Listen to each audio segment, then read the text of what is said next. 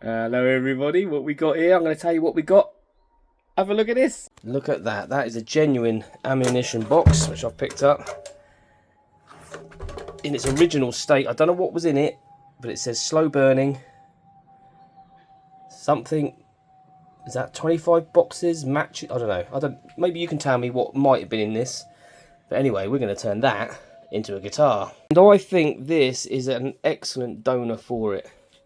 It's going to be a bit of a relic job. This is beat to hell. That's beat to hell. But we're going to make something that sounds absolutely divine. So we're going to use this. You may recall from previous videos I turned this into a folding guitar. Quick release, you can take the neck off for travelling with. And I did use it for quite a while. But now it's going to be repurposed and made into a travel guitar using this.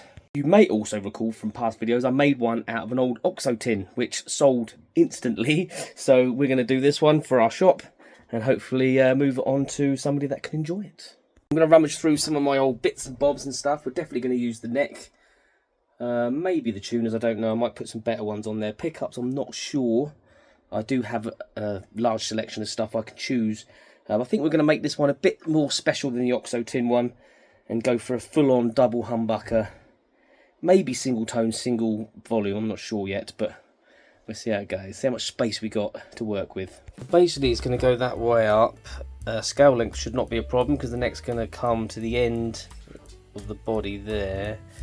So it all fits. Oop, so it all fits. That's a 22 fret neck. So we're going to recondition this. It's not in bad nick actually, the neck, the frets, there's not a lot of fret wear.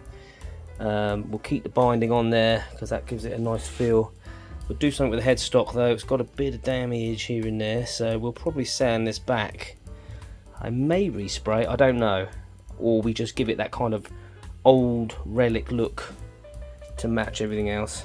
Well, that's interesting. Look, I'll just pop that pickup off and that spring is stuck to the back of the pickup and not where it's supposed to be. So how did you get there? It's a mystery. Glitch in the matrix, that is. Front of your eyes. Okay, we strip the body. It's down there for the minute, we'll worry about that later. I'm just looking at these tuners. They do work. Some of them are alright, quite tight, then others are like really loose. So we'll get in there and see if we can do something with that. Because of the holes, probably want to keep them the same. And I know they work because I've played and gigged this guitar. The rest of the neck has some blemishes on. I say blemishes, some dings and stuff. So I'm not sure whether to sand this back to natural wood or just keep it as is. I don't know. Let's see how we get on. These tuners, they just have a removable cap, and so you can do that screw up in there if they are a bit loose. Some people do like to grease them as well, which I may do that too.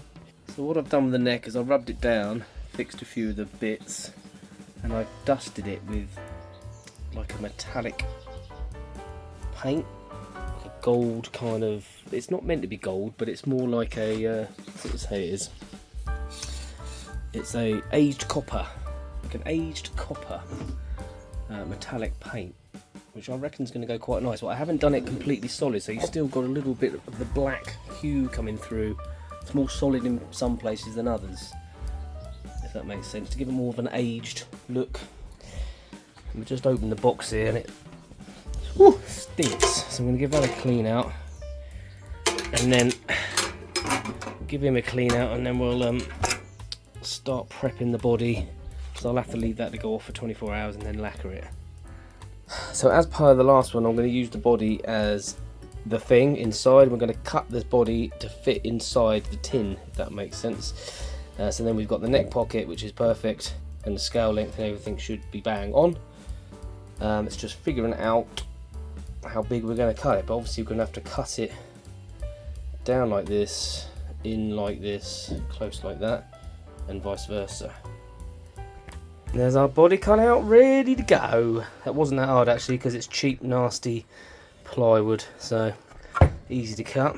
Okay, so basically I had to remove the whole top of the rest of the guitar because it was arched in shape, so it was interfering.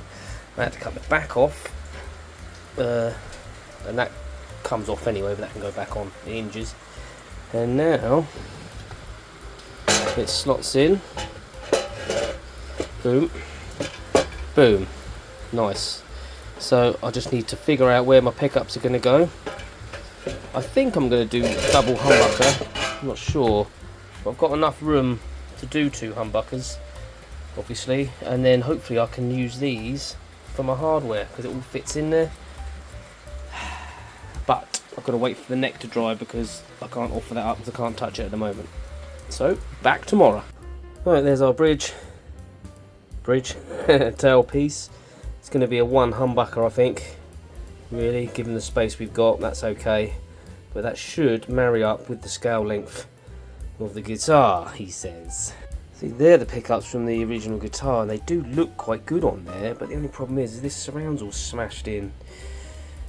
Unless I just do 1 humbucker, keep it even simpler. Oh, I don't know. Ooh, now I'm thinking maybe this hot rails, that's splittable, so we could core split that possibly. Maybe. It's an option. Or do we put a black surround on that to match that? Ooh, I don't know.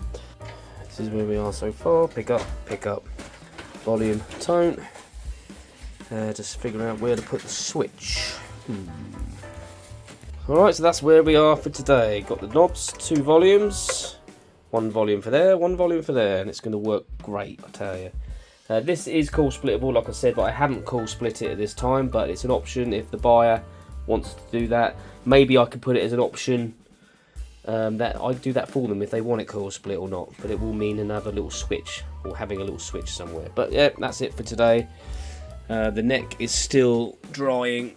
I had to redo the headstock because I messed it up, so I'll fix that. So that's going to be drying now for the next couple of days, and we're going to slightly relic that in it, mate. Alright, so far this is where we're at. There's a little bit of a twist in the neck because the body's sat twisted slightly inside, so I need to sort that out. I'm going to put some metal trim around there, I think. And the back, it's got a little bit of a bulge, which I don't like there, so I need to cut the back of the body down a little bit. So I'm going to have to whip it all out again, but generally it looks alright. Okay, this is where we are so far. I've just chucked some strings on, haven't tuned it or anything yet, but it all is lining up pretty well. I've put this here to hide the gap there, which I actually think that's a tremolo claw. I actually think it looks quite cool, gives it that kind of military industrial look. And as regard this, we need to put some trim around this, so I'm going to find something in a minute to trim this up and make that look a bit neater. But apart from that, it is what it is, right? And I've got the action. Not bad at all, if I do say so myself. So let's tune it up and give it a whirl.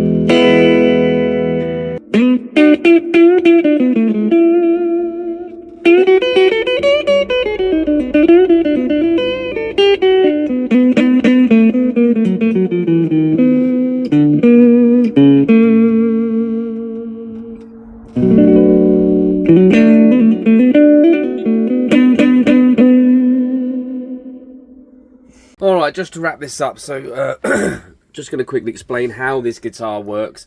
It's got a humbucker here, and it's got a hot rails here, and we've got a volume here, which is like a master volume, and then we've got a blend here.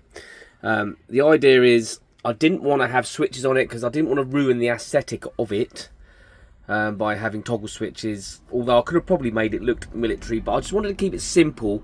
And this is actually quite a good little way to wire a guitar. I've done this before and it works really well. So basically the hot rails is on the master volume, so that goes up and down independently. You can turn the humbucker off and that will just go up and down on its own, and then you blend the humbucker in. Blend it in, blend it in. And the more you blend it in, the more tone and more tack you get. And that's it basically. On the neck we went for a more solid colour in the end, and I think it really does look pretty good. I didn't go too crazy fixing all the dings, just so it marries in, if you know what I mean.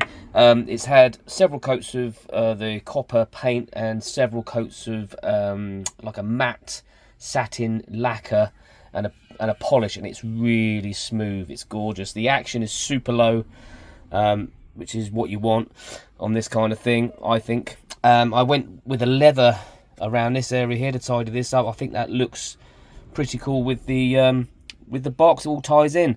So now that's it. It's all done.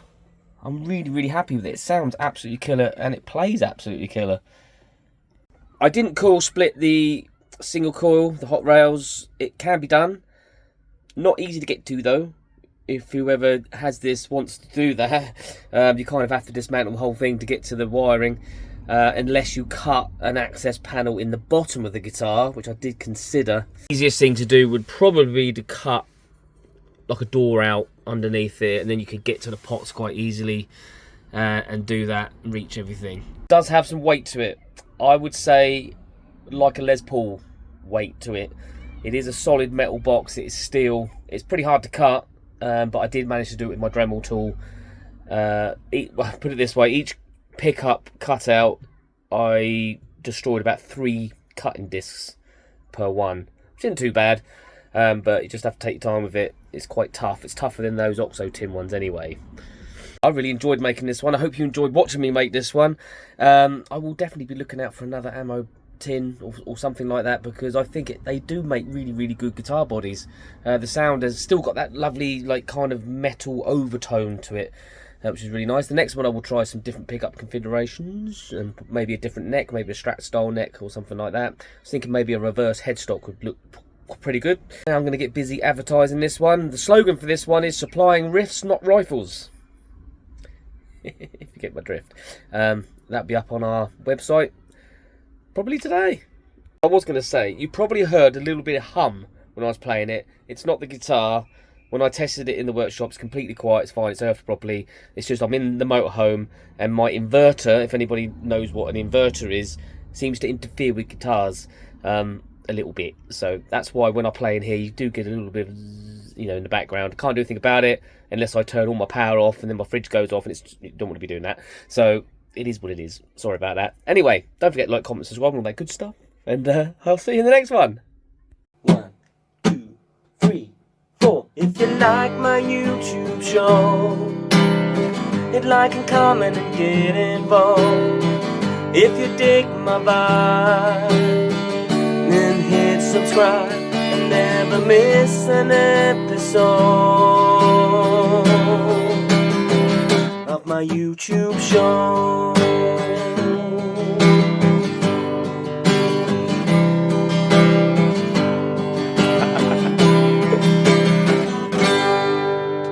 Peace. Till next time.